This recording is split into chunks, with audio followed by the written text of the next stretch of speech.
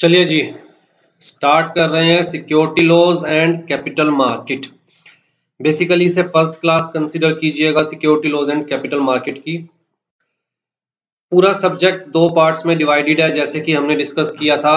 एक हमारे पास 70 मार्क्स का है और दूसरा पार्ट हमारे पास 30 मार्क्स का है। जो 70 मार्क्स वाला पार्ट है उसके अंदर बेसिकली लॉज दे रखे हैं, हमारे पास रेगुलेशंस दे रखे हैं, और जो 30 मार्क्स वाला पार्ट है उसके अंदर मार्केट पार्टिसिपेंट्स के बारे में बताया गया है, इंटरमीडियरीज के बारे में बताया गया है, मार्केट इंस्ट्रूमेंट्स के बारे में बताया गया है।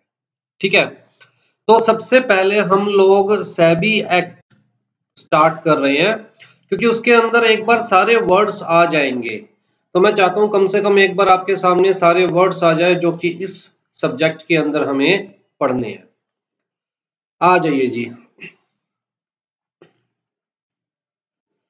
कहता है growth of any country can be directly linked with the level of industrialisation in that country along with other factors, जैसे कि टेक्नोलॉजी है, इंफ्रास्ट्रक्चर है, गवर्नमेंट पॉलिसीज है, इकोनॉमिक एनवायरनमेंट, पॉलिटिकल एनवायरनमेंट।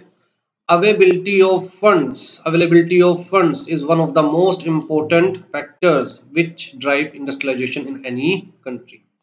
तो बड़ी सिंपल सी बात है, अगर किसी भी इकोनॉमी को ग्रो करना है तो भैया फंड्स की रिक्वायरमेंट है, इंडस्ट्रियलाइजेशन की रिक्वायरमेंट है।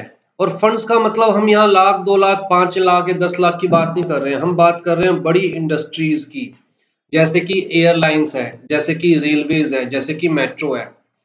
इन बड़ी इंडस्ट्रीज के लिए फंड्स कहां से आएंगे? कहता है जी प्राइवेटली फंड्स इकट्ठा करना पॉसिबल नहीं है।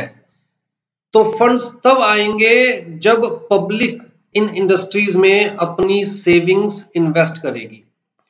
अगर पब्लिक अपनी सेविंग्स इन्वेस्ट नहीं करेगी, जो भी सेव कर रही है पब्लिक वो बैंक में पड़े रहेंगे, या फिर वो पैसे तकिए के नीचे पड़े रहेंगे। बैंक में भी अगर आप डिपॉजिट करवाते हैं तो बैंक अल्टीमेटली उसे आगे लेंड करते हैं। लेकिन अगर आपका बैंकिंग सिस्टम में भी ट्रस्ट नहीं है, आप वो पैसे अपने तकिए के नीचे रख के सोते हैं, अपने कबर्ड में रख के सोते हैं, तो इसका मतलब वो कागज के टुकड़े हैं, वो पैसे है ही नहीं, क्योंकि वो किसी यूज में नहीं आ रहे। राइट। तो जी इन सब चीजों का ख्याल कौन रखता है? कहता है financial system. The financial system of the country is the channel through which money is transferred from those who have idle funds to those who are in need of funds. तो कुल मिला के फाइनेंशियल सिस्टम का काम क्या है? कहता है जी ये काम है फाइनेंशियल सिस्टम का। इन्वेस्टर्स मतलब who have idle funds, basically who wants to invest the funds, उनको, और borrowers who are in need of the funds, इन लोगों को मिलवाना। That is the exact work of financial system. Right. Therefore, for proper and fluent flow of funds in the financial market, financial system of the country should be properly regulated, stable and predictable. मैं एक बड़ा simple सा example लेता हूं। हमेशा मान के चलिए कोई यूएसए में रहता है, उसे लगता है इंडियन मार्केट में इस वक्त अच्छा स्कोप है, क्यों ना इंडियन मार्केट में इन्वेस्ट किया जाए। वो जब यूएसए से इंडिया आता है तो अपने साथ $100 लेकर आता है। जब वो इंडिया में आ रहा है तो उस वक्त $1 की कीमत 70 रुपीज है। तो इसका मतलब इंडिया में वो कितने रुपए लेके आया? कहता है जी 7000 रुपीज लेकर आया। उसने इंडिया में काम किया, इन्वेस्ट किया पैसा, एक साल बाद वो 7000 रुपीज कितने हो गए? कहता है जी 8000 रुपीज हो गए आफ्टर 1 ईयर। अब वो पैसा अपनी इन्वेस्टमेंट वापस यूएस से ले जाना चाहता है, तो उसने कहा जी मुझे डॉलर दे दो 8000 रुपए के, और देखा तो उस वक्त डॉलर का रेट कितना था? कहता है जी 82। मतलब वो कितने लेके वापस जाएगा? कहता है लेस देन $100। अगर उसके साथ ये कंडीशन होगी तो क्या जिंदगी में कभी भी वो इंडिया में इन्वेस्ट करने आएगा? The answer is no. क्या वो किसी को ये सलाह देगा कि इंडिया में इन्वेस्ट करो? The answer is no. क्योंकि एक साल मेहनत करने के बाद, इन्वेस्ट करने के बाद वापस जो लेके जा रहा है वो जितना अमाउंट लेके आया था उससे भी कम वापस लेकर जा रहा है। क्यों? क्योंकि फाइनेंशियल स्टेबिलिटी नहीं है। अगर फाइनेंशियल स्टेबिलिटी नहीं होगी, अगर चीजें आप प्रिडिक्ट नहीं करते, मैं बड़ी लेमन लैंग्वेज में बात करूंगा, अगर मैं स्टॉक एक्सचेंज की बात करूं, आपको कुछ नहीं पता कि स्टॉक एक्सचेंज ऊपर जाएगी नीचे जाएगी, आगे बुल है, बियर बैठा है, कुछ नहीं पता आपको, तो आप उस वक्त इन्वेस्ट करने से बचेंगे, बशर्ते आप सट्टा बाजारी नहीं कर रहे हैं तो, राइट। उस वक्त आप इन्वेस्ट करने से बचेंगे कि कोई बात नहीं, एक बार थोड़ी मार्केट स्टेबल होने दो, फिर देखते हैं कि कहाँ इन्वेस्ट करना है, कौन सी कंपनीज में इन्वेस्ट करना है। अगर मैं गोल्ड की बात करूं या सिल्वर की बात करूं, आपको पता है कि भी आज की डेट में सिल्वर बड़ी तेजी से ऊपर नीचे हो रहा है। अभी कुछ दिन पहले 70 था, फिर गिर के एक बार 63 आ गया, फिर दोबारा एकदम से ही ऊपर गया 67 आ गया, फिर गिर के 66 आ गया, फिर दोबारा से अब 70 प्लस है। तो आपको पता है कि भैया सिल्वर बड़ी तेजी से ऊपर नीचे हो रहा है। अब ऐसे केस में क्या एक इन्वेस्टर सिल्वर परचेज करेगा? The answer is no, investor silver purchase नहीं करेगा। हाँ, जो लोग हेजिंग का काम करते हैं, सट्टा बाजारी करते हैं, आर्बिट्रेशन का काम करते हैं, उनकी बात अलग है।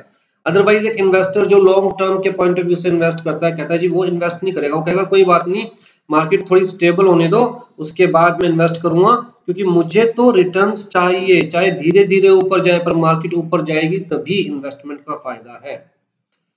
तो इसीलिए कोई भी इकोनॉमी तभी ग्रो कर सकती है जब हमारा फाइनेंशियल सिस्टम स्टेबल होगा, क्योंकि जब तक स्टेबल नहीं होगा, जब तक रेगुलेटेड नहीं होगा, जब तक प्रिडिक्टेबल नहीं होगा, तब तक लोग इन्वेस्ट ही नहीं करेंगे, और अगर मार्केट में फंड्स ही नहीं होंगे तो फाइनेंशियल सिस्टम तो some of the factors which help investors in creating their trust in the financial system of any country are transparent procedures and transactions, proper dispute settlement mechanism. आप किसी company में invest करते हो, अगर company आपके साथ कुछ गलत कर रही है या कंपनी आपको रिस्पोंड नहीं कर रही, तो आपके पास प्रॉपर मैकेनिज्म होना चाहिए कि हमें कंपनी के अगेंस्ट किसके पास जाना है।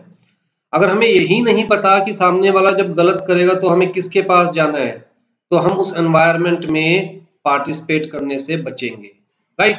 चीजें ट्रांसपेरेंट होनी चाहिए। लास्ट क्लास में भी मैंने कहा था कि अगर मेरे पास रिलायंस के 500 शेयर्स हैं, तो मुझे पता होना चाहिए कि ऑल ओवर इंडिया उन शेयर्स को परचेज करने के लिए कौन कितनी कोटेशन देने के लिए तैयार है।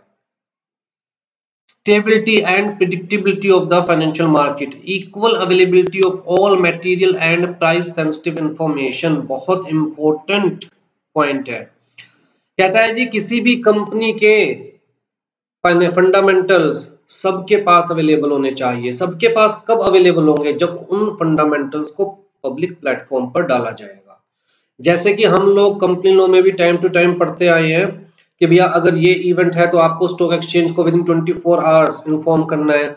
इस केस में आपको 2 दिन पहले इन एडवांस स्टॉक एक्सचेंज को इन्फॉर्म करना है, ताकि स्टॉक एक्सचेंज पर वो इन्फॉर्मेशन अवेलेबल होगी, स्टॉक एक्सचेंज की वेबसाइट पर वो इन्फॉर्मेशन अवेलेबल होगी। तो मान के चला जाएगा कि पब्लिक में कोई भी अगर शेयर्स में डील करता है तो उसके पास वो इन्फॉर्मेशन होगी, क्योंकि वहां पर वो इन्फॉर्मेशन पब्लिक है।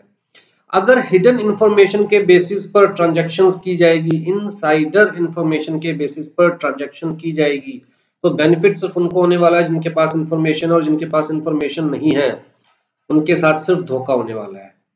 Low transaction cost, availability, answerability of all the financial market intermediaries. तो जितने भी फाइनेंशियल मार्केट इंटरमीडियरीज हैं, जो अभी हम पढ़ेंगे कौन कौन है, उनको आंसरेबल बनाइए। वो कुछ भी गलत करते हैं तो उनके अगेंस्ट एक्शन लेने वाला कोई ना कोई होना चाहिए, कहीं ना कहीं सुनवाई होनी चाहिए। And user of the funds, and user of the funds कौन है? अगर म्यूचुअल फंड आपसे फंड्स रेज कर रही है तो म्यूचुअल फंड क्या है? And user of the funds. अगर वही म्यूचुअल फंड आपसे फंड्स रेज करके आगे इन्वेस्ट कर रही है किसी कंपनी में, तो एंड यूजर म्यूचुअल फंड नहीं है, बल्कि कौन है? वो कंपनी है, राइट। तो एंड यूजर आप उस पॉइंट ऑफ व्यू से कंसीडर करेंगे हमेशा, इंटरमीडियरी को छोड़ के पैसा आगे अल्टीमेटली कौन यूज कर रहा है, that is end user of the funds. Liquidity and fair competition. हाँ जी, every business requires short term funds as well as long term funds. Short term funds किस लिए? वर्किंग कैपिटल नीड्स को satisfy करने के लिए। लॉन्ग टर्म फंड्स कहता है जी कैपिटल एसेट्स को क्रिएट करने के लिए, फाइनेंसिंग लॉन्ग टर्म प्रोजेक्ट्स। और जो भी हम लोग कैपिटल रेज करते हैं, कहता है जी वो ओनर्स कैपिटल हो सकती है, डेट कैपिटल हो सकती है। ओनर्स कैपिटल का मतलब क्या हुआ? अगर कंपनी के पॉइंट ऑफ व्यू से बात करें, चीजों को बहुत ज्यादा नहीं उलझाते हैं आप, फॉर द टाइम बिंग 2 चीजें याद रखिए।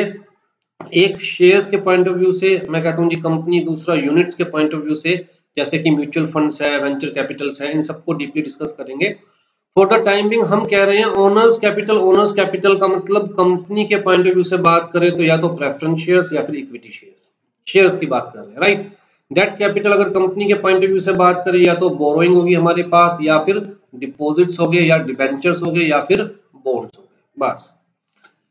हाँ जी, बिजनेस में arrange funds by making 1-to-1 negotiated dealing और contracts with the provider of the funds. Negotiated dealing का मतलब क्या हुआ? कहता है जी कंपनी बैंक के पास जाती है, बैंक को अपना प्रोजेक्ट बताती है, बैंक और कंपनी आपस में नेगोशिएट करते हैं कि बैंक कितने % पर कंपनी को लोन देने के लिए तैयार है। तो ये क्या होगी? 1-to-1 negotiated dealing. या फिर by issuing the different type of securities to the provider of the funds, और बाय एक्सेप्टिंग डिपॉजिट्स, जो कंपनी लॉ में हम लोगों ने डिस्कस किया है। The ways of arranging funds by issuing securities is attracting both, कहता है जी, providers of funds as well as users of fund due to following reasons। क्या सबसे पहली चीज क्या है? Securities can B issued to unlimited number of investors। तो जो इशुइंग सिक्योरिटीज है ये सबसे आसान तरीका है फंड्स रेज करने का। क्यों? क्योंकि आप कहते हो जी पब्लिक में से कोई भी हमारी कंपनी के शेयर्स ले सकता है। इसका मतलब you can raise the funds from unlimited number of investors. Therefore, large funds can be collected in one go. Even very small investor can invest through the securities. अगर आपके पास 1000 रुपए तो आप 1000 रुपए की सिक्योरिटीज परचेज कर लोगे, अगर आपके पास 100 रुपए तो 100 रुपए की सिक्योरिटीज परचेज कर लोगे, राइट। ऐसा नहीं है कि भैया 100 करोड़ का प्रोजेक्ट है और आपको उसमें पार्टनर बनना है, कम से कम 10 करोड़ रुपए तो आपको इन्वेस्ट करने पड़ेंगे। कहता है 100 करोड़ का प्रोजेक्ट है, आपको लगता है फ्यूचर में सक्सेसफुल रहेगा, आपके पास सिर्फ 10,000 रुपए है आइडल इन्वेस्ट करने के लिए, तो आप 10,000 रुपए के शेयर्स परचेज कर लेंगे। चाहे आपका कंट्रीब्यूशन छोटा सा है, क्या फर्क पड़ता है? अगर इस प्रोजेक्ट को 25% की ग्रोथ मिलेगी तो आपकी चाहे कितनी भी इन्वेस्टमेंट हो उसको भी तो 25% की ग्रोथ मिलेगी, क्या फर्क पड़ता है, राइट। तो पार्टनरशिप में जहां बहुत हैवी अमाउंट चाहिए होता था बड़े प्रोजेक्ट्स में पार्टनर बनने के लिए, बड़े प्रोजेक्ट्स में अर्न करने के लिए, कहता है सिक्योरिटीज इशू करके चाहे छोटे से पैसे लगाकर भी आप वो बेनिफिट ले सकते हैं। हाँ जी, which is not possible in case of 1-to-1 negotiated deal. Securities can be traded. तो लिक्विडिटी है, ऐसा नहीं है कि आप इन्वेस्ट करके फंस गए हैं। जैसे बड़ा प्रोजेक्ट है, अगर मैं कहूँ जी एयरलाइंस में आप इन्वेस्ट करना चाहते हैं, तो अगर आप पार्टनर बन रहे हैं तो परमानेंट आपकी इन्वेस्टमेंट वहां पर ब्लॉक हो गई। लेकिन अगर आप शेयर्स परचेज कर रहे हैं तो जब भी जरूरत पड़ेगी आप उसको सेल कर सकते हो मार्केट के अंदर और आप दोबारा से अपने पैसे यूज कर सकते हो। Thus provide liquidity to the investors. Investors can create its portfolio। बहुत इंपॉर्टेंट, कहता है जी कभी भी ऐसा टाइम नहीं होता कि कोई एक ही तरह का काम चले। कभी आईटी का चल रहा है तो कभी टेक्सटाइल का चल रहा है, कभी फार्मास्यूटिकल्स में ज्यादा ग्रोथ है, कभी मेटल में ज्यादा ग्रोथ है। तो हम लोग कभी भी एक सिंगल कंपनी में इन्वेस्ट करके हमेशा अर्न करते रहे, दैट इज नॉट पॉसिबल। तो बेटर क्या होता है कि पूरा पोर्टफोलियो बनाया जाए, थोड़ा सा पैसा फार्मास्यूटिकल्स में, थोड़ा सा पैसा आईटी सेक्टर के अंदर, थोड़ा सा पैसा बैंकिंग सेक्टर के अंदर। क्यों? क्योंकि अगर कोई पर्टिकुलर सेक्टर एकदम तेजी से नीचे गिरता है तो हमारी सारी इन्वेस्टमेंट नीचे नहीं जा रही, बल्कि इन्वेस्टमेंट का सिर्फ थोड़ा सा पार्ट नीचे जा रहा है। और कोई एक सेक्टर बड़ी तेजी से नीचे गिरेगा तो कोई दूसरा सेक्टर जरूर ऊपर उठेगा, तो वो काउंटर बैलेंस हो जाता है। तो पोर्टफोलियो का मतलब क्या होता है? Where we are buying variety of securities, where we are keeping huge number of securities, मतलब variety of securities in our basket. Thus diversify its risk and returns. Securities provide two-way returns। कैसे? एक तो आपको capital appreciation मिलेगी, capital appreciation मिलेगी मतलब shares के rate increase होंगे। दूसरा रिटर्न्स मिलेगी मतलब आपको डिविडेंड या इंटरेस्ट मिलेगा। तो दो तरह से रिटर्न मिलते हैं। वो आपने गुरु मूवी देखी होगी जो धीरू भाई अंबानी के ऊपर बनाई हुई थी कि लोगों ने शेयर्स परचेज किए और शेयर्स परचेज करके उनके रेट इतने ज्यादा इंक्रीज हो गए कि उससे अपनी बेटी की शादी भी कर दी।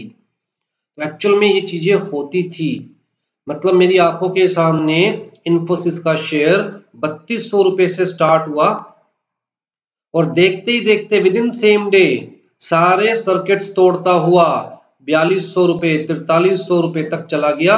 मतलब एक ही दिन में 33-35% तक की ग्रोथ।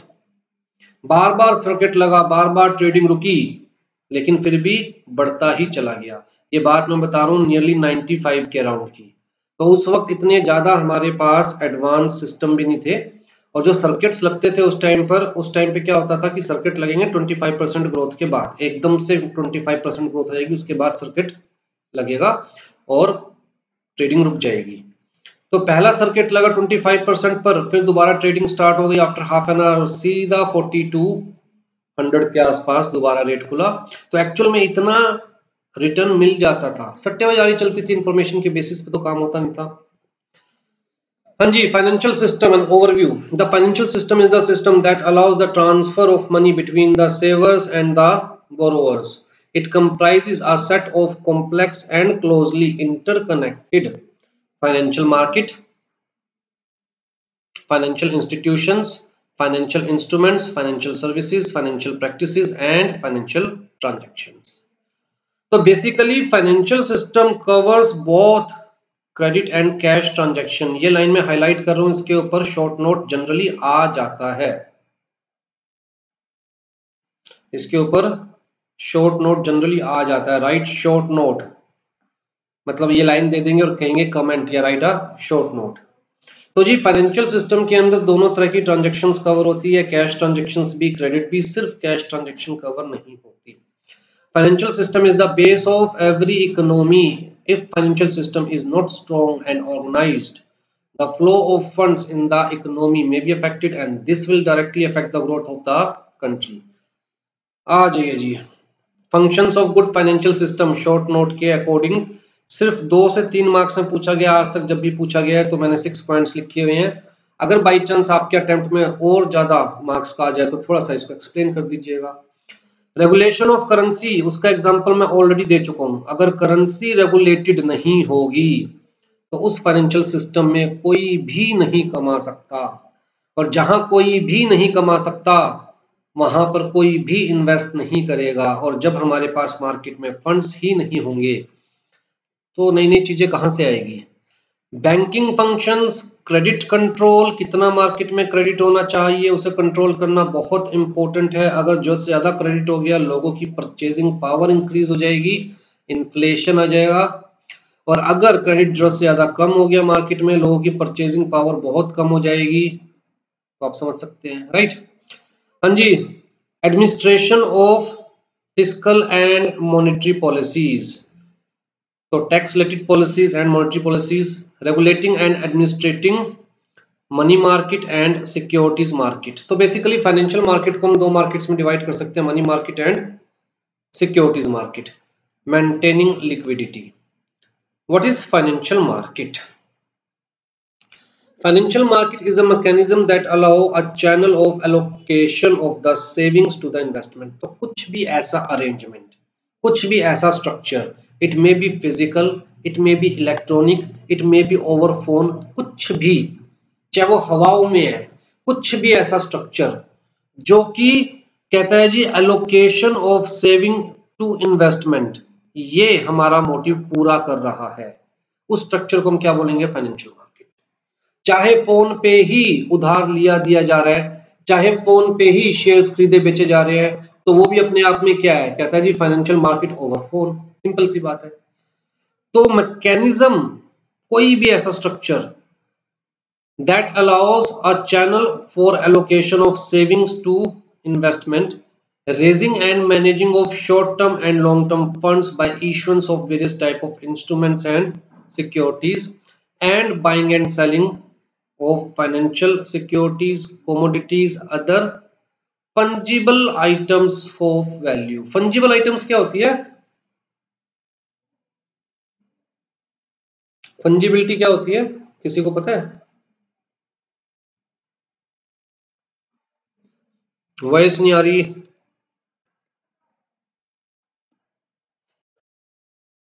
No idea. फंजीबल, वैसे मैं डिपॉजिटरी के अंदर बड़ा डीप में समझाऊंगा, लेकिन फॉर द टाइम बीइंग एक सिंपल सी चीज याद रखिए। अगर आपके पास 200 का नोट है या 500 का नोट है और उस नोट पर कोई नंबर नहीं है, मार्केट में हजारों 500 के नोट है, किसी भी नोट पर कोई नंबर नहीं है, तो क्या आप किसी भी नोट को आइडेंटिफाई कर सकते हो? सारे नोट बिल्कुल एग्जैक्टली इक्वल दिखाई देंगे। हम सिर्फ नंबर के बेसिस पर ही तो डिस्टिंग्विश कर सकते हैं 500 के नोट को। अगर नोट के ऊपर नंबर ही ना हो तो सारे नोट क्या दिखाई देंगे? बिल्कुल इक्वल। और जब बिल्कुल एग्जैक्टली सेम दिखाई देंगे तो आपके पास कौन सा नोट था, आपने दुकानदार को कौन सा दिया था, दुकानदार ने आपको वही नोट वापस दिया या नहीं दिया, आपने बैंक में कौन से नोट डिपॉजिट करवाए थे, क्या बदले में वही नोट वापस मिले या नहीं मिले हैं, फाइंड आउट करना पॉसिबल है? The answer is no.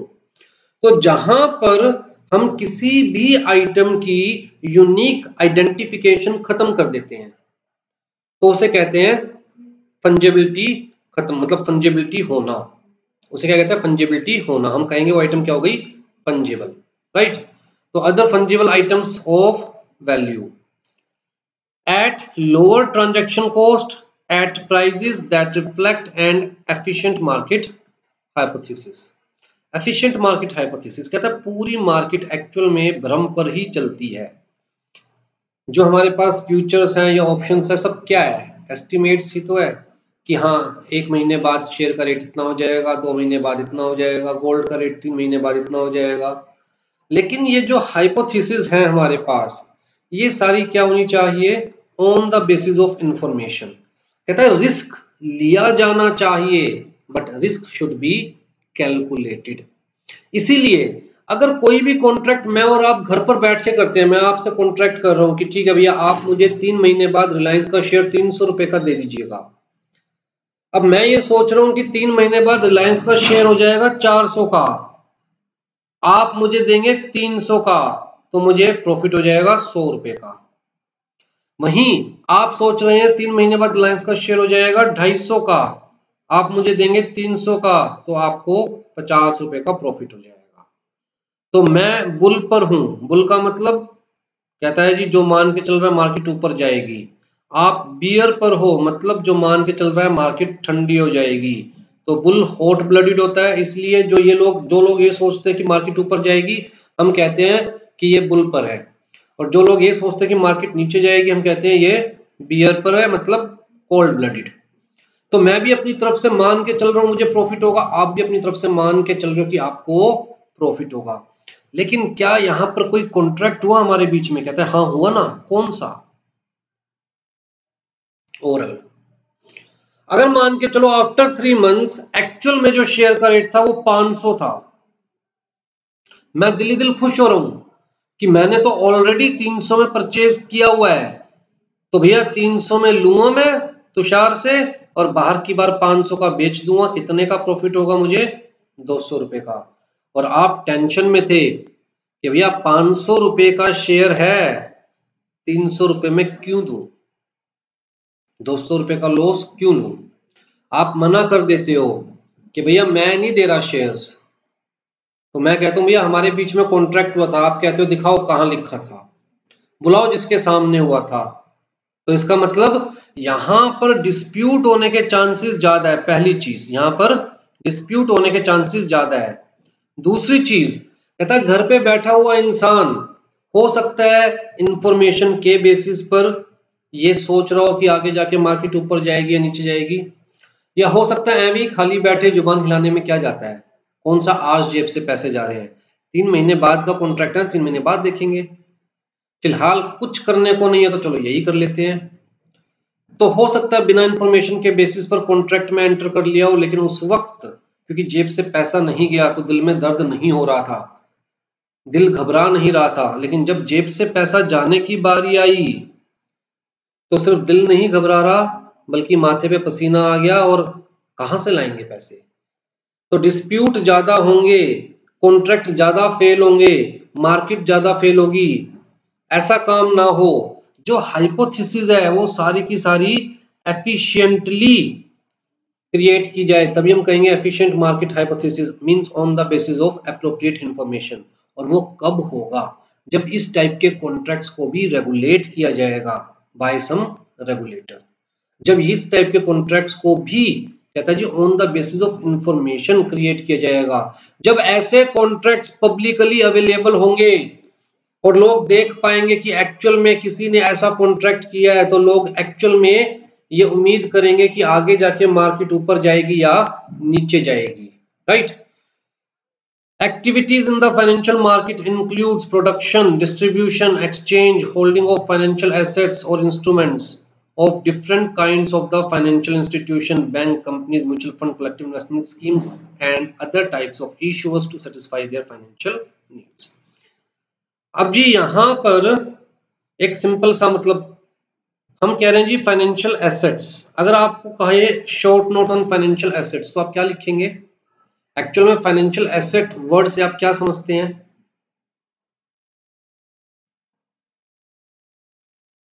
जो वर्ड है फाइनेंशियल एसेट्स, एक्चुअल में इससे आप क्या समझते हैं?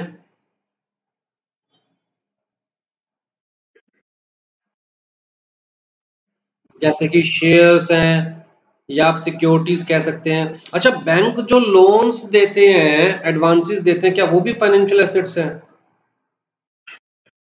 बैंक के लिए एसेट्स हैं।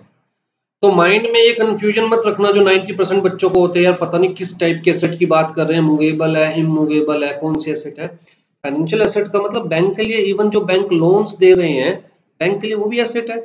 मेरा 10 करोड़ रुपए मिस्टर एक्स के पास रखा है जी, तो बैंक के लिए तो वो भी एसेट है, राइट। तो फाइनेंशियल एसेट्स मतलब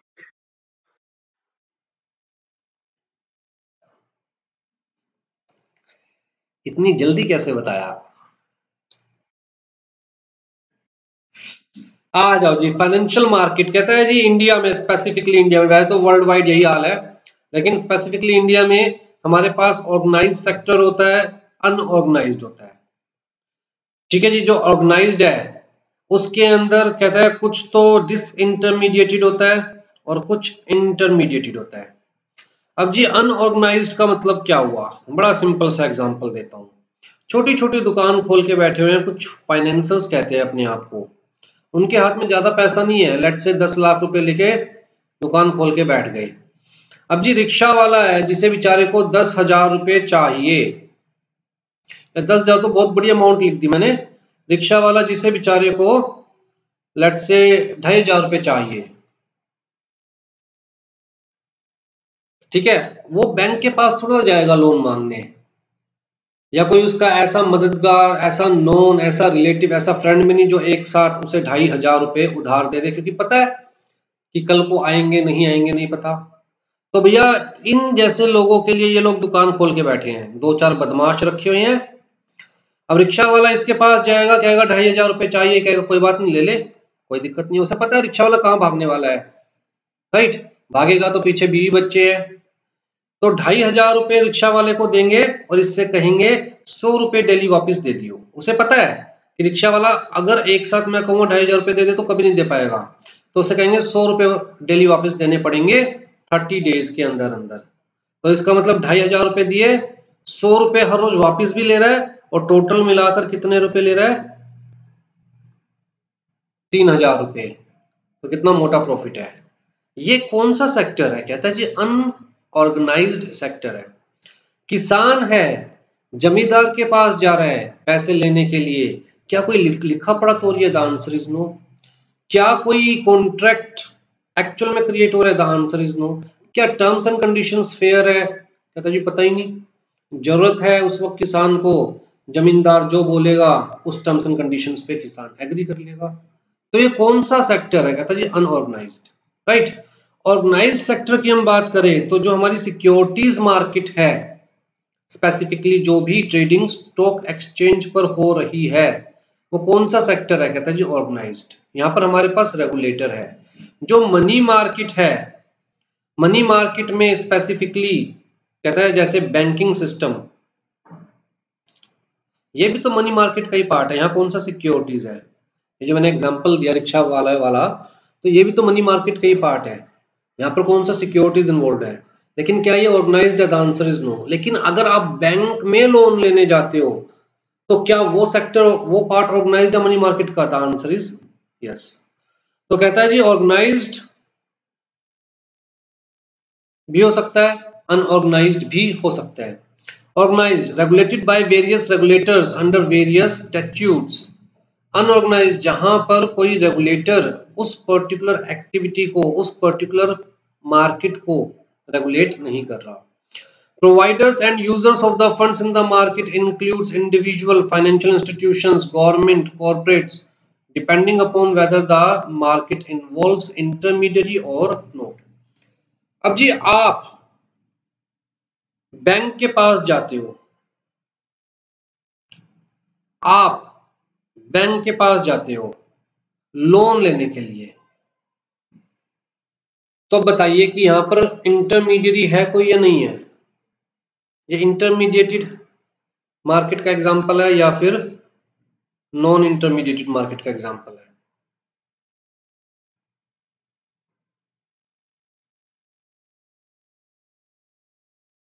आप बैंक के पास लोन लेने जा रहे हो, ये इंटरमीडिएटेड मार्केट का एग्जांपल है या नॉन इंटरमीडिएटेड? यहाँ पर कोई इंटरमीडिएट है या नहीं है?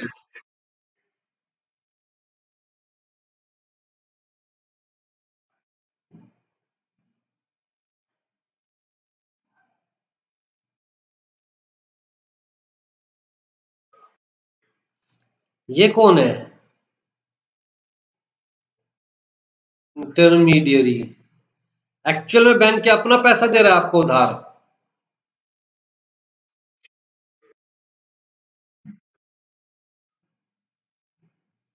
तो even this is intermediated market. Company आपसे फंड्स रेज कर रही है बाय इशूइंग शेयर्स। कंपनी आपसे फंड्स रेज कर रही है बाय इशूइंग शेयर्स। ये इंटरमीडिएटेड मार्केट का एग्जांपल है या नॉन इंटरमीडिएटेड?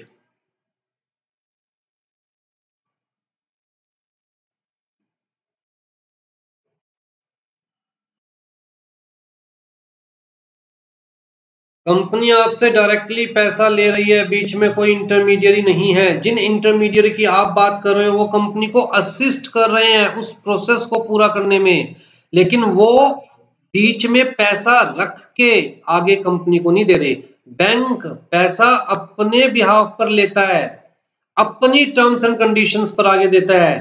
तो एक्चुअल में डिपॉजिटर को नहीं पता कि आपका पैसा बैंक ने किसको दिया है, लेकिन यहां पर ये पता है कि कंपनी ने शेयर किसको दिया है और आपने पैसा किसको दिया है।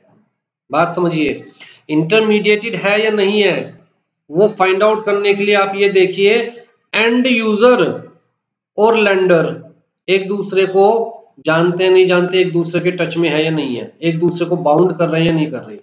अगर वो एक दूसरे को बाउंड कर रहे हैं तो कहता है जी नॉन इंटरमीडिएटेड। लेकिन अगर एंड यूजर और लेंडर एक दूसरे को बाउंड नहीं कर रहे तो वो क्या है? इंटरमीडिएटेड। बीच में कोई ना कोई इंटरमीडिएट है। क्लियर है? हाँ जी। Providers of the funds are generally private financers, जैसे कि मैंने वो दुकान वाले का एग्जांपल दिया था, या money lenders. You and users or borrowers of the funds are generally individuals and small enterprises. In this market, transactions are highly transparent. अगर आप लोन लेना चाहते हो किसी भी बैंक से तो ऐसा नहीं है गाल देख के थप्पड़ मारा जाएगा। स्पेसिफिकली जिस तरह कार लोन है, हाउसिंग लोन है, राइट। प्राइवेट लोन के केस में हो भी सकता है कि गाल देख के थप्पड़ मारा जाए, आपका सिविल निकाला जाए, उसके अकॉर्डिंग आपको कम ज्यादा रेट ऑफर किया जाए। लेकिन कार लोन जैसे ए को देंगे जितने रेट पर उतने ही रेट पर आपको भी कार लोन मिलेगा। तो यहाँ पर हाईली ट्रांसपेरेंट है, कंप्लीटली ट्रांसपेरेंट नहीं होता चलो मान लिया, लेकिन highly transparent and covered within the ambit of various laws. Therefore, the risk of default is very less. Thus, the cost of capital is also very low as compared to unorganized financial market. क्यों? क्योंकि बहुत सारे paper works होते हैं, बहुत सारे laws में covered है दोनों, लेंडर भी और जो इन्वेस्ट इन्वेस्ट बायर है, बोरोवर है, वो भी, राइट। उसके अलावा इंटरमीडियरी भी। तो यहां पर रिस्क जितना कम होगा, कहता है जी, रिटर्न भी उतना कम हो जाएगा। जहां पर आप श्योर तो आपका पैसा वापस आएगा, आप सामने वाले को कम इंटरेस्ट में भी पैसा दे दोगे। लेकिन जहां पर आपको लगता है कि रिस्क बहुत ज्यादा है, वहां पर आप इंटरेस्ट ज्यादा चार्ज करोगे। मुझे इस चीज का कोई जवाब दे दो, क्यों?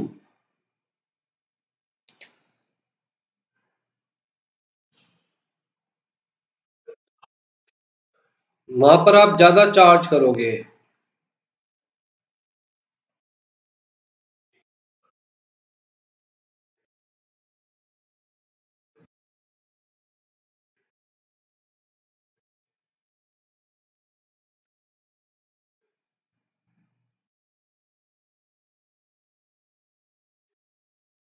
आप बैंक में पैसा डिपॉजिट करवाते हो 1 लाख रुपए, बैंक आपको कहता है जी अगर एफडी भी करवाओगे तो भी मैक्सिमम 8% देंगे, 1 साल की एफडी करवाओ। क्या यहाँ कोई रिस्क है? आपको लगता है कि 1 साल बाद आपके पैसे डूब सकते हैं? The answer is no. आपको पता है कि 1 साल बाद मुझे 1,08,000 रुपए मिलने ही मिलने हैं। जब हम बात करते हैं अनऑर्गेनाइज्ड सेक्टर की, तो एक साथ 1 लाख रुपए पहली बात तो आप सामने वाले को दोगे ही नहीं, क्योंकि लिखा पढ़त नहीं है, क्योंकि रेगुलेटर नहीं है, क्योंकि लॉ में कवर नहीं हो रहे, क्योंकि उसके अगेंस्ट केस फाइल करने का आपकी कोई इंटेंशन नहीं है। आप क्या करोगे, इसी चीज को 10 अलग अलग मतलब अमाउंट्स में डिवाइड कर दोगे, 10-10 हजार। आप ये 10-10 हजार रुपए 10 लोगों को दे रहे हो, और क्योंकि रिस्क बहुत ज्यादा है, रिक्शा वाले हैं, ठेली वाले हैं, छोटे बिजनेसमैन हैं, जिनका पैसा कभी भी डूब सकता है, तो आप ये सोचते हो कि भैया चलो ठीक है, अगर 10 लोगों में से 2 लोगों का पैसा डूब भी गया, अगर 10 लोगों में से 2 लोगों का पैसा डूब भी गया, तो इन 8 लोगों से मैं इतना रिकवर कर लूं कि मेरा वो 1 लाख भी रिकवर हो जाए, प्लस जो कम से कम मुझे मार्केट से मिलने वाला है वो भी रिकवर हो जाए। ध्यान से सुनिएगा, अगर यही पैसा मैं बैंक में लगाता तो मुझे 8% इंटरेस्ट मिलता, मैं बैंक में नहीं लगा रहा हूं, मैं एक्स्ट्रा पेन ले रहा हूं, मैं खुद से सामने वाले को पैसा दे रहा हूं, उसके नाम की मुझे लेबर भी मिल जाए। दुकान खोल के बैठा हूं, खुद से पेन ले रहा हूं, पैसे रिकवर करने की जिम्मेदारी मेरी खुद की है, रिस्क मेरा खुद का है, उसके नाम की मुझे लेबर भी मिल जाए, प्लस जो risk free rate of return है वो तो मुझे मिले ही मिले, और मेरा प्रिंसिपल भी वापस मिल जाए। ये किससे मिल जाए? कहता है जी ये इन 8 लोगों से मिल जाए जिनका पैसा वापस आएगा, 2 का तो शायद मर जाएगा। तो ये लगभग लगभग जो 1,23,000 रुपए है, होल फिगर कर लेते हैं, 1,25,000 रुपए कर लीजिए, 24,000 रुपए कर लीजिए, किससे रिकवर करना है हमें? कहता है जी 8 लोगों से रिकवर करना है। तो 80,000 रुपए जब आप दे रहे हो सामने वाले को, तो आप चाहते हो उसके ऊपर कितना एक्स्ट्रा मिल जाए आपको?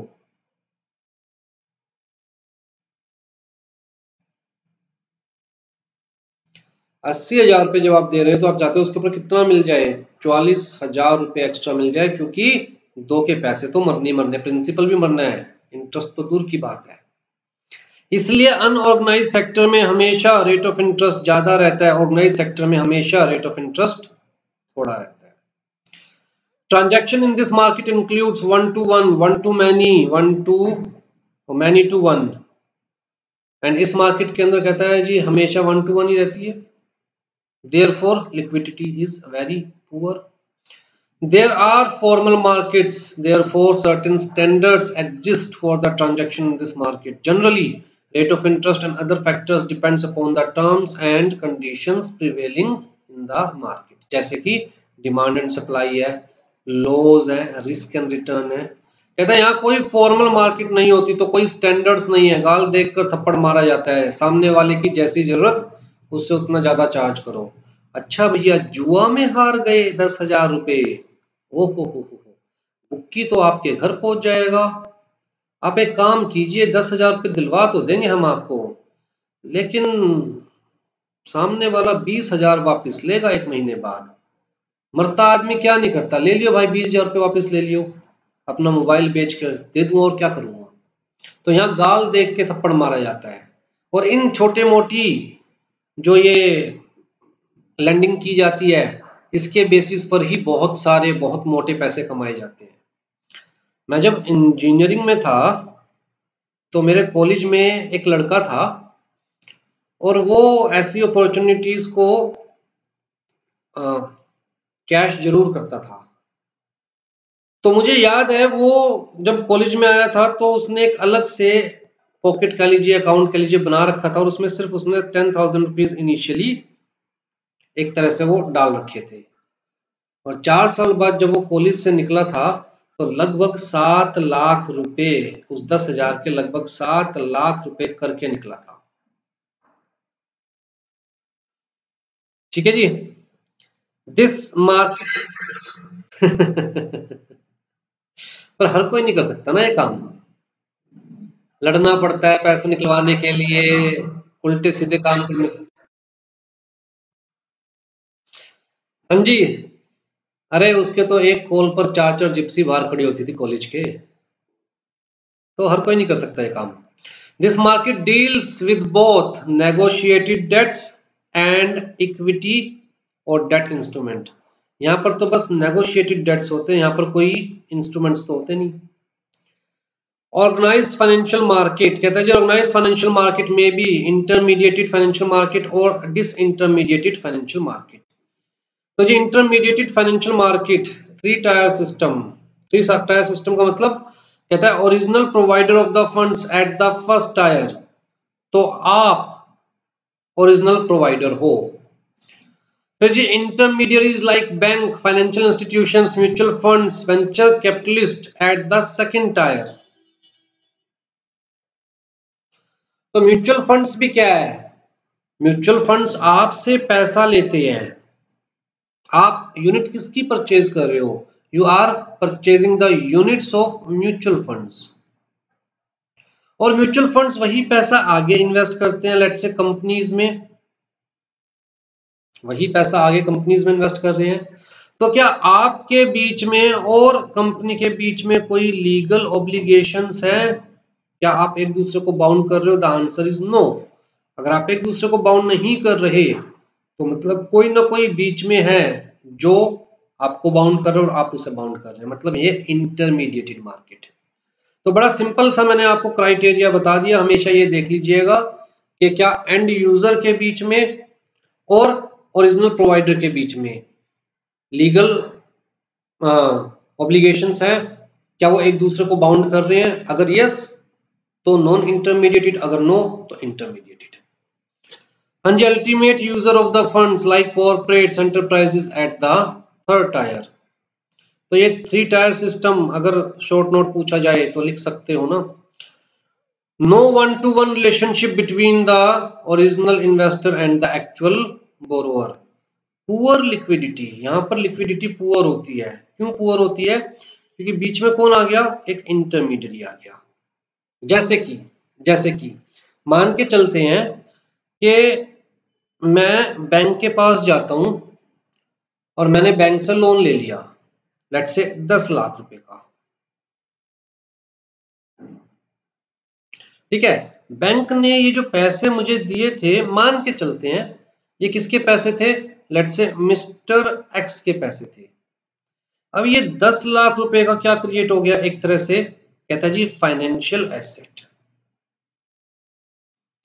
अब ये पैसे मुझे 3 साल बाद देने थे बैंक के, लेकिन मेरे पास 1 साल में ही पैसे अरेंज हो गए।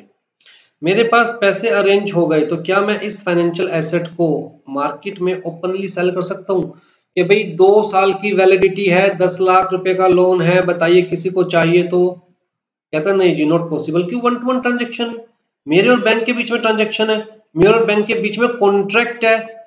अगर मैं इस लोन डॉक्यूमेंट्स को किसी और को बेच भी दूं तो भी मेरे और बैंक के बीच में कॉन्ट्रैक्ट रहेगा, कोई बैंक और सामने वाले के बीच में कॉन्ट्रैक्ट थोड़ी ना हो जाएगा। तो ऐसी मार्केट के अंदर जहां पर इंटरमीडिएट होता है वहां वन टू वन ट्रांजैक्शन ज्यादा होती है और वहां पर कहता है जी लिक्विडिटी पुअर होती है, right. Even in case of mutual funds आज भी लिक्विडिटी पुअर है, वेंचर कैपिटल लिक्विडिटी पुअर रहती है as compare to securities market. हाँ जी, पुअर लिक्विडिटी जनरली जो होते हैं नॉन ट्रांसफरेबल या नॉन असाइनेबल इंस्ट्रूमेंट्स होते हैं या कॉन्ट्रैक्ट्स होते हैं। Funds are raised in the form of debt as well as issuing of units. Responsibilities of the funds lies with the intermediaries. आपको कोई मतलब नहीं है कि बैंक किसको पैसा दे रहा है, आपको किससे पैसे वापस मिलेंगे, बैंक से वापस मिलेंगे। आपको कोई मतलब नहीं है कि म्यूचुअल फंड पैसा कहां लगा रहा है, आपके पास किसकी यूनिट है, म्यूचुअल फंड्स की यूनिट है। हाँ जी, disintermediated financial market, in this market there is no role of intermediaries. तो जी जो प्रोवाइडर ऑफ फंड्स है और जो एंड यूजर ऑफ फंड्स है वो आपस में एक दूसरे के साथ इंटरेक्ट करते हैं, ऑल्दो उस प्रोसेस में और लोग असिस्ट कर सकते हैं। जैसे कि जब कंपनी पब्लिक इशू लेकर आती है तो वो पब्लिक से फंड्स रेज कर रही है, लेकिन और इंटरमीडियरीज जैसे कि मर्चेंट बैंकर, जैसे कि अंडर राइटर, जैसे कि registrar and share transfer agent, ये कंपनी को असिस्ट कर रहे हैं इस प्रोसेस में, बट ये कंपनी को बाउंड नहीं करते, ये पब्लिक को बाउंड नहीं करते, ये तो सिर्फ कंपनी को असिस्ट कर रहे हैं। अल्टीमेटली कंपनी कहता है जी सब्सक्राइबर को बाउंड करेगी और सब्सक्राइबर कंपनी को बाउंड करेगा। हाँ जी, here generally users issue securities to provide to the provider of the funds. Such securities may be equity shares, may be debt instruments, depending upon the type of investment. In this market, provider of funds may be any type of investor, जैसे कि individual हो सकता है, shares आप भी purchase कर सकते हैं, कॉर्पोरेट्स भी हो सकते हैं, म्यूचुअल फंड्स भी हो सकते हैं, but issuers of the securities are generally companies and government. आ जाओ जी, फाइनेंशियल मार्केट को हम दो कैटेगरीज में डिवाइड कर सकते हैं। मनी मार्केट, मनी मार्केट जहां पैसे का लेन देन हो रहा है on the basis of contract.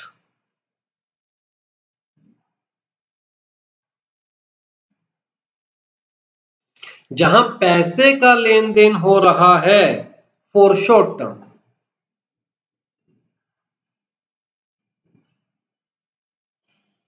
क्या शॉर्ट टर्म की बात कर रहे हैं तो to satisfy the working capital.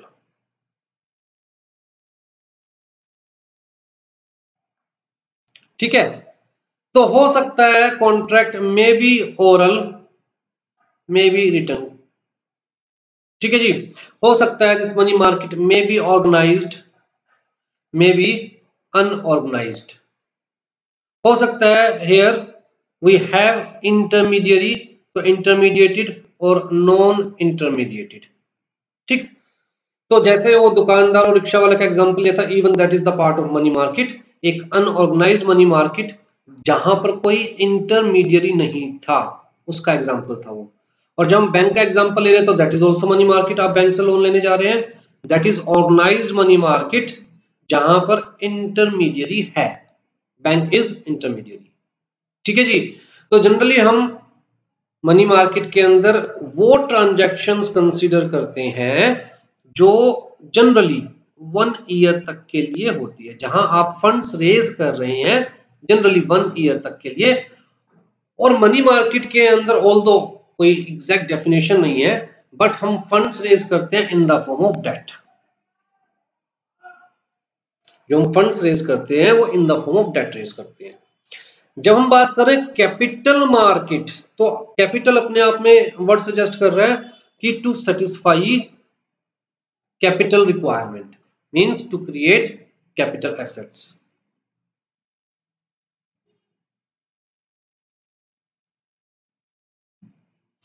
और जब हम कैपिटल एसेट्स क्रिएट करेंगे तो यहां पर कहता है जी लॉन्ग टर्म के लिए फंड्स रेज किए जाएंगे,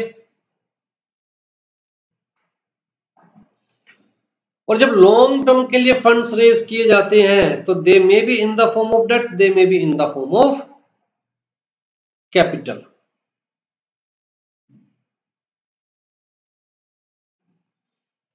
ठीक है जी, they may be in the form of instruments और they may be in the form of contract.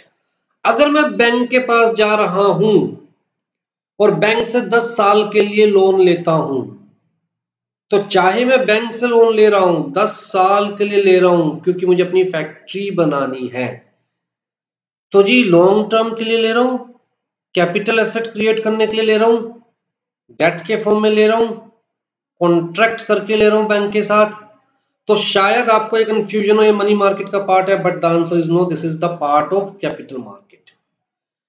तो जी कैपिटल मार्केट की जब हम बात करते हैं तो may be in the form of debt, may be in the form of capital, may be in the form of instrument, may be in the form of contract.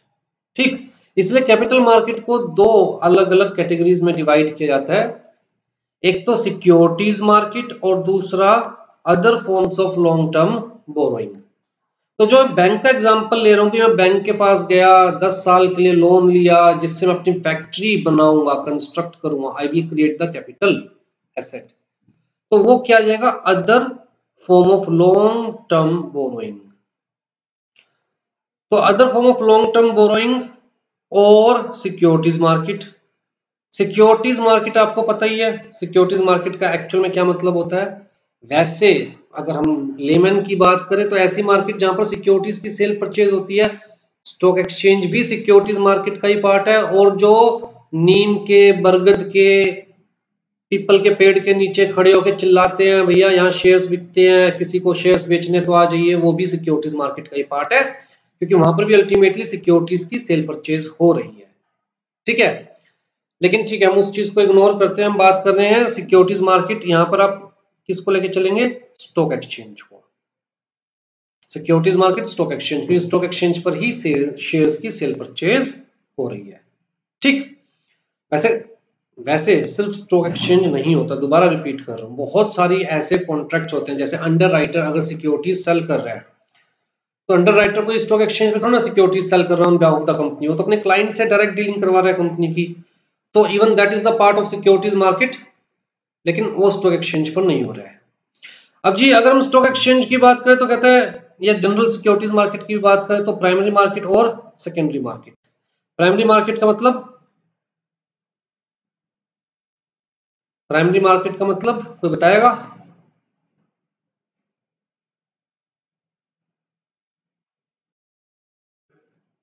तो स्टॉक एक्सचेंज तो हो गया ना, यहाँ पर मैंने सिक्योरिटीज मार्केट और stock exchange एक ही बात कही मैंने, आगे बताइए अब। स्टॉक एक्सचेंज में प्राइवेट मार्केट का मतलब,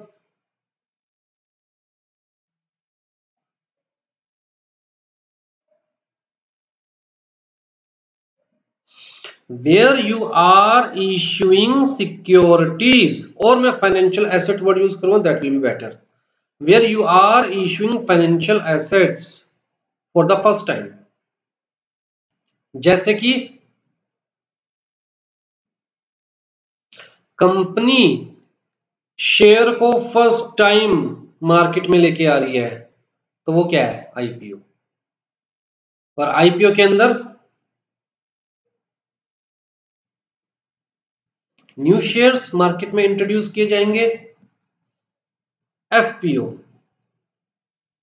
एफपीओ के अंदर न्यू शेयर्स मार्केट में इंट्रोड्यूस किए जाएंगे, तो ये क्या हो गई, प्राइमरी मार्केट। और जब उन्हीं शेयर्स की सेल परचेज होगी,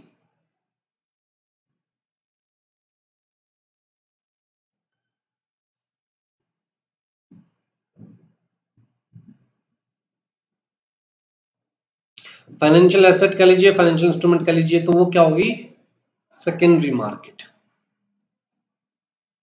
क्लियर है, वो क्या हो गई, सेकेंडरी मार्केट।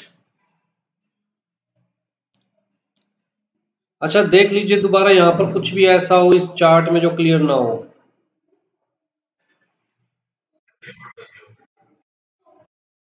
क्या चीज,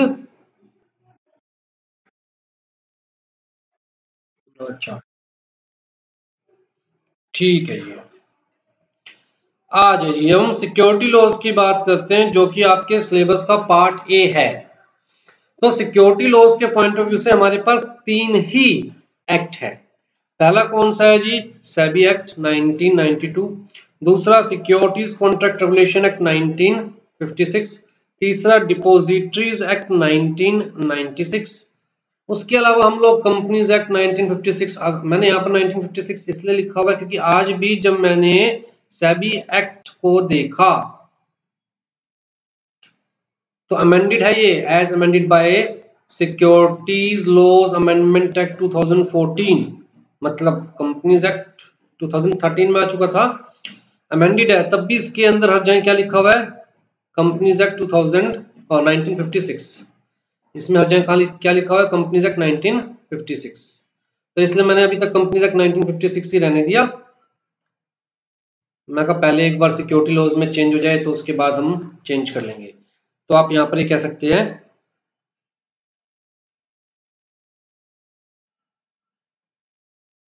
तो ये तो हम कंपनी लॉ में वैसे ही पढ़ते हैं। उसके अलावा हमारे पास अगर हम सिक्योरिटी लॉज की बात करें तो 3 ही एक्ट रह गए। तो आई थिंक बहुत आसान है ये याद रखना कि सिक्योरिटी लॉज में कितने एक्ट पढ़ने, 3 ही। सबसे पहला कौन सा इंट्रोड्यूस किया गया था, कहता है जब कंपनीज एक्ट 1956 आया था, कंपनीज को पावर दी गई पब्लिक को शेयर सेल करके फंड्स रेज करने की, और स्टॉक एक्सचेंज उस वक्त एग्जिस्ट करते थे, मुंबई स्टॉक एक्सचेंज एग्जिस्ट करता था, दिल्ली स्टॉक एक्सचेंज एग्जिस्ट करता था उस वक्त। तो जी जब पब्लिक को आप शेयर्स इशू कर रहे हैं, पब्लिक से फंड्स रेज कर रहे हैं, तो ये दिमाग लगाया गया कि भैया स्टॉक एक्सचेंज को कंट्रोल करने के लिए कोई ना कोई लॉ होना चाहिए। तो जो सिक्योरिटीज कॉन्ट्रैक्ट रेगुलेशन एक्ट 1956 साथ साथ लाया गया, companies act 1956, securities contract regulation act 1956, कि भैया स्टॉक एक्सचेंजेस को कंट्रोल करने के लिए स्टॉक एक्सचेंजेस पर जितने भी सिक्योरिटीज से लेकर कॉन्ट्रैक्ट होंगे उनको रेगुलेट करने के लिए एक्ट लाया गया। ठीक है जी। फिर जी 1992 में सेबी एक्ट लाया गया। उससे पहले हमारे पास कोई भी रेगुलेटर नहीं था जिसके पास किसी भी लॉ में सिक्योरिटीज मार्केट को रेगुलेट करने की, डेवलप करने की और इन्वेस्टर्स के इंटरेस्ट को प्रोटेक्ट करने की पावर हो। तो फर्स्ट टाइम ये एक्ट ने कहा कि it is for the establishment of SEBI to protect investors and develop and regulate the securities market. और फिर साथ साथ 4 साल के अंदर अंदर डिपॉजिटरीज एक्ट 1996 लाया गया। जब स्टॉक एक्सचेंजेस को नेशनलाइज्ड करने की बारी आई तो कहा गया कि नेशनलाइजेशन ऑफ स्टॉक एक्सचेंज का फायदा तब होगा जब सिक्योरिटीज एक्चुअल में इलेक्ट्रॉनिक फॉर्म में होगी इंस्टेड ऑफ फिजिकल फॉर्म। तो ये सिक्योरिटीज इलेक्ट्रॉनिक फॉर्म में तब हो सकती है जब हमारे पास एक बैंक टाइप स्ट्रक्चर हो। बैंक टाइप स्ट्रक्चर का मतलब एक आरबीआई और उसके बाद अलग अलग बैंक्स,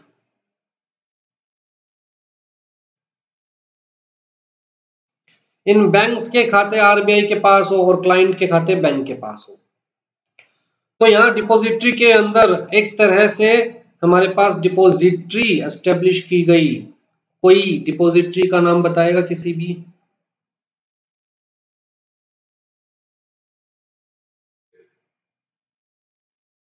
दूसरी?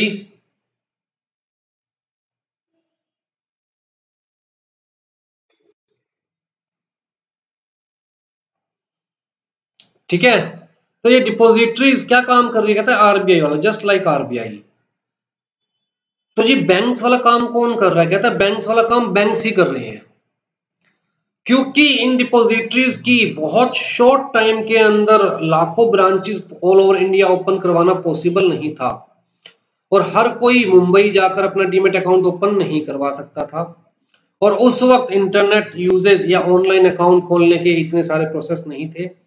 तो कहा गया कि जो भी बैंक्स हैं, जो भी उस वक्त ब्रोकर्स हैं, जो ये सर्विसेज प्रोवाइड करना चाहते हैं, जिनकी ऑलरेडी ब्रांचेस हैं, तो यार आप लोग ही ये सर्विसेज प्रोवाइड कर दीजिए।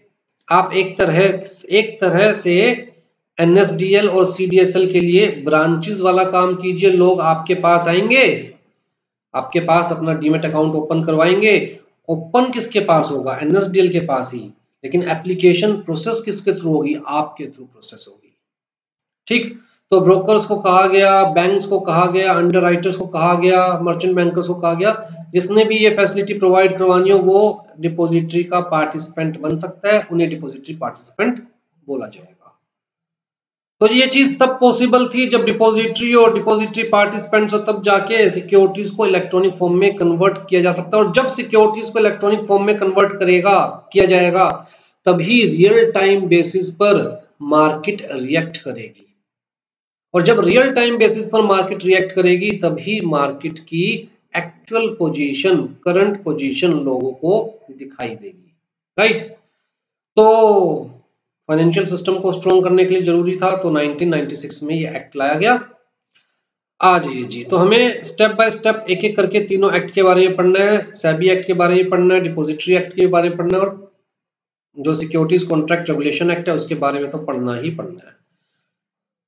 हाँ जी, SEBI act 1992 an act establishes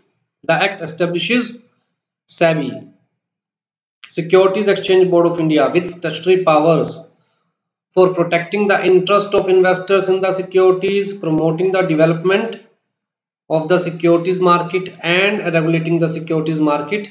So SEBI has full autonomy and authority to regulate and develop an orderly securities market. अब जी, जब आप सेबी एक्ट देखते हैं, ध्यान से देखिएगा, मैं साथ साथ दिखाता रहूंगा चीजें। जब आप सेबी एक्ट देखते हैं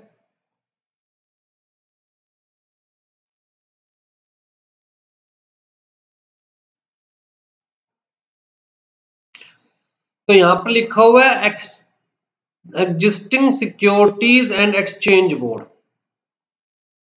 existing securities and exchange board, right. ये existing securities and exchange board क्या है जी?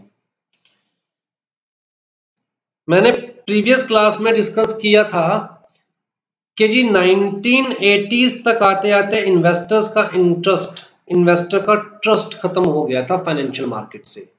क्यों? कंपनीज आती, मतलब फ्रॉड जो लोग हैं वो कंपनीज बनाते, पब्लिक इश्यू लेकर आते, क्योंकि उस वक्त तक कोई भी स्पेसिफिक एक्ट था नहीं, किसी भी लॉ के अंदर ये गाइडलाइंस नहीं दे रखी थी कि कौन पब्लिक इशू ला सकता है, कौन पब्लिक इशू नहीं ला सकता। पब्लिक इशू लाने के लिए जो आप ऑफर डॉक्यूमेंट इशू करेंगे, उसके अंदर आपको क्या क्या डिस्क्लोजर्स देने हैं, इन्वेस्टर के प्रोटेक्शन के पॉइंट ऑफ व्यू से क्या क्या चीजों पर ध्यान देना, मतलब कुछ भी ऐसा नहीं था, ठीक। तो इशू ऑफ कैपिटल कंट्रोल करके एक लॉ था हमारे पास, तो उसके अंदर बस इतना था कि आप पब्लिक इशू लाना चाहते हैं तो गवर्नमेंट से अप्रूवल लेकर गवर्नमेंट आपको ये बताएगी कि आप कितने रुपए तक का पब्लिक इशू ला सकते हैं। बाकी डिस्क्लोजर्स वगैरह से रिलेटेड कोई स्पेसिफिक उसके अंदर प्रोविजंस नहीं थे। तो कंपनी जाती पब्लिक इशू लेकर लोगों के पैसे इकट्ठी करती, और 4 दिन बाद कंपनी बंद। वो जो कंपनी के प्रमोटर्स होते थे, डायरेक्टर्स होते थे, कर्ता धर्ता होते थे, वो पैसे लेके भाग जाते, और पता चलता ये तो बोकस कंपनी है। और बोकस कंपनी है तो भैया कंपनी लोग कह रहे हैं कंपनी से सेपरेट लीगल एंटिटी, आपको केस फाइल करना है, कंपनी के ऊपर केस फाइल करो।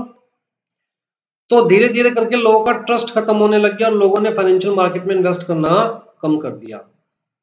लोगों ने जब फाइनेंशियल मार्केट में इन्वेस्ट करना कम किया, वही टाइम है, ध्यान से देखना, 1980 से लेकर 1990 तक की बात करूं, ये वही टाइम है जब इंडिया में बहुत हैवी फाइनेंशियल क्राइसिस थे।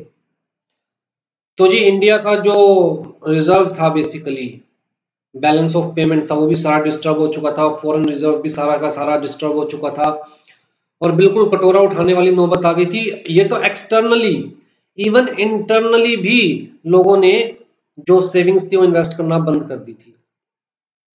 तो जी 1988 में एक बॉडी बनाई गई थी और उसका नाम दिया गया सेबी, 1988 में। तो जी ये जो बॉडी बनाई गई थी, इसे कहा कि you have to protect the interest of the investor and you have to develop and regulate the securities market. चलिए जी, अब मुझे किसी कंपनी से शिकायत है, मैंने सेबी को उस कंपनी के अगेंस्ट कंप्लेंट फाइल करी, सेबी ने कंपनी को अप्रोच किया, लेटर लिखा, आपके अगेंस्ट शिकायत आई है, कंपनी ने वही लेटर डस्टबिन में फेंक दिया और साथ में कहा जो कर सकता है कर ले, क्योंकि कंपनी को पता है कि भाई ये एक सिंपल एक क्या है, बॉडी विदाउट सोल।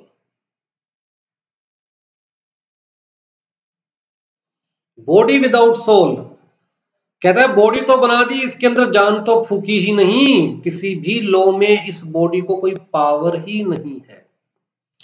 किसी भी बॉडी में और किसी भी लॉ में इस बॉडी को कोई पावर ही नहीं है, इसका मतलब ये बॉडी किसी के अगेंस्ट कोई लीगल एक्शन नहीं ले सकती। तो जी फिर 1992 में सेबी एक्ट लाया गया और सेबी एक्ट के अंदर एक और बॉडी बनाई गई जो आज की डेट में एग्जिस्टिंग है, सेबी। इस बॉडी को खत्म किया गया जिसे हम कहते हैं एग्जिस्टिंग सेबी। तो जब बड़ा एग्जिस्टिंग सेबी सुनेंगे तो इस एक्ट के अंदर, तो भैया जब ये एक्ट लाया गया था तब तो वो लोग उसी बॉडी को एग्जिस्टिंग बॉडी बोलेंगे ना। ये एग्जिस्टिंग बॉडी का मतलब करंट वाली सेबी नहीं है, ये एग्जिस्टिंग बॉडी का मतलब जो पहले 1988 में बनाई गई थी। ठीक, तो इसको खत्म किया गया, इसके जितने भी काम है, एसेट्स है, ऑब्लिगेशंस है, लायबिलिटीज है, सब कुछ नई वाली सेबी को ट्रांसफर किया गया। और नई वाली सेबी अब एक बॉडी थी विद सोल, जिसको पावर किससे मिल रही थी, सेबी एक्ट 1992 से। तो मतलब ये एक स्टैट्यूटरी बॉडी थी, अब ये नॉन स्टैट्यूटरी बॉडी है, बॉडी थी, ये स्टैट्यूटरी बॉडी है और इसके पास स्टैट्यूट के अंदर स्पेसिफिक पावर्स दे रखी है। हाँ जी, फिर सिक्योरिटीज कॉन्ट्रैक्ट रेगुलेशन एक्ट 1956 कहता है it provides for the direct and indirect control of virtually all the aspect of securities trading and the running of stock exchanges and aims to prevent undesirable transactions in the securities। तो stock exchange को regulate करना अगर हम कहें, या stock exchange में क्या circuits लगाए जा सकते हैं, स्टॉक एक्सचेंज में कोई भी कॉन्ट्रैक्ट होगा तो वो कैसे हो सकता है, किसकी क्या ऑब्लिगेशंस हो सकती है, वो सब चीजें कहां दे रखी है, कहता है जी सिक्योरिटीज कॉन्ट्रैक्ट रेगुलेशन एक्ट 1956। अगर आपके पास किसी भी सवाल का जवाब ना पाए कि यार ये सेबी एक्ट में तो नहीं था, डिपॉजिटरीज एक्ट में भी हमने नहीं पढ़ा, कंपनी लॉ में भी इस चीज से रिलेटेड लॉ साइलेंट है, तो समझ जाना उसका जवाब आपको सिक्योरिटीज कॉन्ट्रैक्ट रेगुलेशन एक्ट 1956 में पाएगा। जहां तक स्टॉक एक्सचेंज की वर्किंग, स्टॉक एक्सचेंज के इंटरमीडियरीज जैसे कि स्टॉक ब्रोकर, सब ब्रोकर्स और पब्लिक इशू से को लाने से लेकर सवाल है, तो वो सारे आपको जवाब कहां पाने वाले हैं, कहता है जी सिक्योरिटीज कॉन्ट्रैक्ट रेगुलेशन एक्ट में।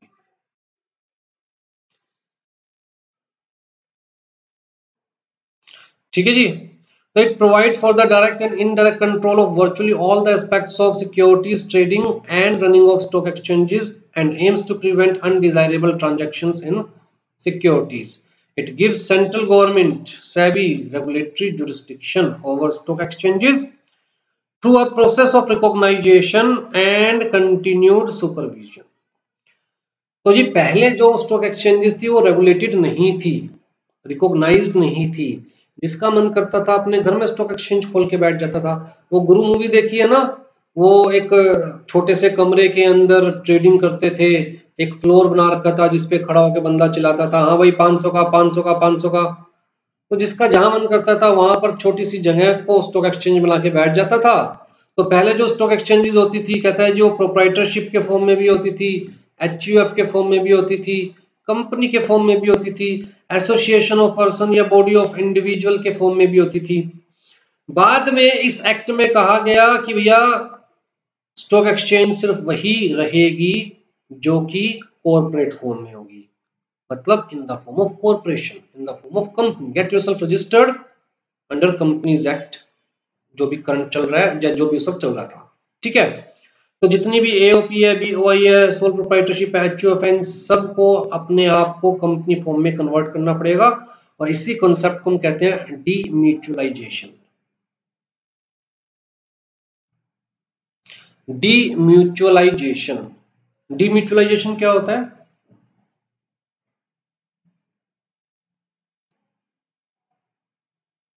कोई एक्सप्लेन करना चाहेगा?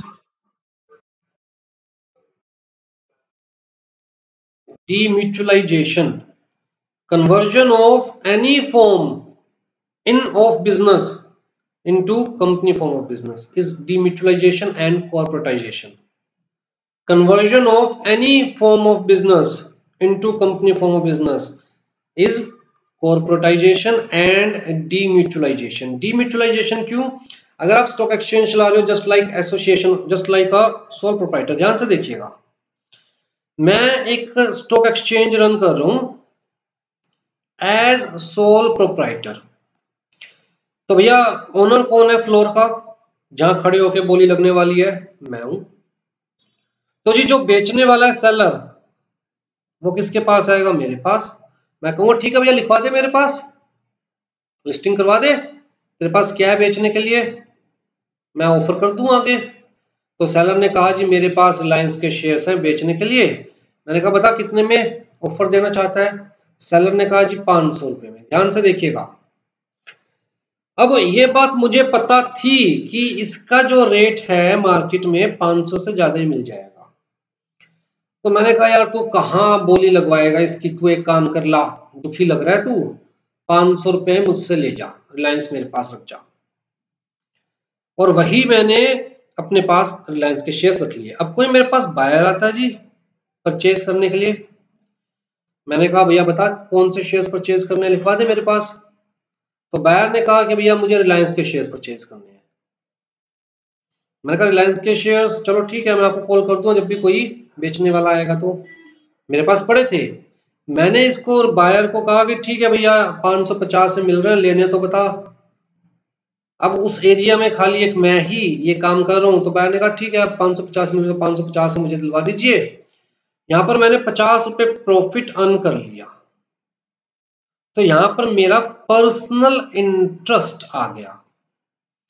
I am not taking only the commission, ध्यान से, I am not taking only the commission, बल्कि मेरा पर्सनल इंटरेस्ट आ गया। ठीक है जी। तो जो यहां स्टॉक एक्सचेंज का ओनर था उसका म्यूचुअल इंटरेस्ट आ गया, वो सिर्फ और सिर्फ एज अ इंटरमीडियरी वर्क नहीं कर रहा, बल्कि वो अपना खुद का प्रॉफिट भी बीच में बना रहा है। लोगों ने कहा कि भैया इस तरह तो सेलर और बायर दोनों को नुकसान है, अगर इन दोनों की ही कोटेशन आप रख देते तो इनको डिसाइड करने देते खरीदना नहीं खरीदना, बेचना नहीं बेचना, जितने में भी ये आपस में डिसाइड करते, आप बस उस नाम की कमीशन लेते। तो हो सकता है यही ट्रांजैक्शन कहीं 525 रुपए में जाके सेटल होती, तो सेलर को 500 रुपए मिले, सेलर को भी 525 रुपए मिलते, और बायर की जेब से 550 गए, बायर की जेब से भी 525 रुपए जाते।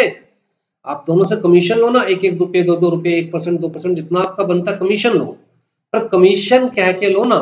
आप तो प्रॉफिट बनाने में लग गए, आप खुद ही सेलर बन गए, खुद ही बायर बन गए। तो मार्केट कहां रहे आप, स्टॉक एक्सचेंज कहां रहे आप तो सेलर भी बनकर बायर भी बन गए। तो लोगों ने कहा कि ठीक है भैया आप एक काम कीजिए, ये सोल प्रोप्राइटरशिप में काम नहीं चलेगा, पार्टनरशिप में काम नहीं चलेगा, एसोसिएशन ऑफ पर्सन के तौर पे काम नहीं चलेगा, आप अपने आप को कंपनी फॉर्म में कन्वर्ट कीजिए। फिर अगर आप ऐसा कोई प्रॉफिट अर्न करने की कोशिश करेंगे भी तो वो प्रॉफिट कंपनी का होगा, और हर स्टॉक एक्सचेंज के ऊपर कंट्रोल सेंट्रल गवर्नमेंट का रहेगा, और सेंट्रल गवर्नमेंट ने पावर डेलीगेट कर दी सेबी को, तो कंट्रोल सेबी का रहेगा। तो इसका मतलब आपका कंपनी को अगर कोई प्रॉफिट होगा तो वो कंपनी का प्रॉफिट होगा, आपका प्रॉफिट नहीं होगा। तो आप ये काम करोगे ही नहीं, आप सिंपल सा एक ऑर्गेनाइजेशनल स्ट्रक्चर फॉलो करोगे, जो सेलर आ रहा है उसके भी कोटेशन ले लोगे, जो बायर आ रहा है उसकी भी कोटेशन ले लोगे। वो आप जो आपका बोर्ड है, लिस्टिंग बोर्ड, वहां पर कोटेशन चिपका दोगे, तो पता चल जाएगा कि हाँ बाय कोट और सेल कोट मैच कर रहे नहीं कर रहे, मैच कर रहे तो आप बस अपनी कमीशन लो बीच में प्रॉफिट बनाने की बजाय, राइट। तो इसी कंसेप्ट को कहा गया डीम्यूचुअलाइजेशन, मतलब जो म्यूचुअल इंटरेस्ट था इसको खत्म कर दिया जाता है कंपनी फॉर्म ऑफ बिजनेस में, क्योंकि कंपनी फॉर्म ऑफ बिजनेस में मेंबर का प्रॉफिट नहीं होता, प्रॉफिट कंपनी का होता है। तो जो लोग काम कर रहे होते हैं कंपनी फॉर्म बिजनेस में उनका म्यूचुअल इंटरेस्ट नहीं होता, उनको काम करने के नाम की सैलरी मिलेगी, रेम्यूरेशन मिलेगी, डायरेक्टर को सिटिंग फी मिलेगी, रेम्यूरेशन मिलेगी, लेकिन जो प्रॉफिट होगा वो कंपनी का होगा, और कंपनी किसकी होती है? मेंबर्स की। ठीक है, पहली चीज। और दूसरी चीज कहता है अब ये आपका घर का बिजनेस नहीं रहा, अब ये कंपनी बन गई है, तो anyone can become the member of the company.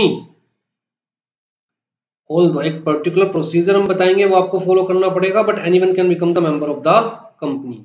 ये बोर्ड पे मत लिखिए,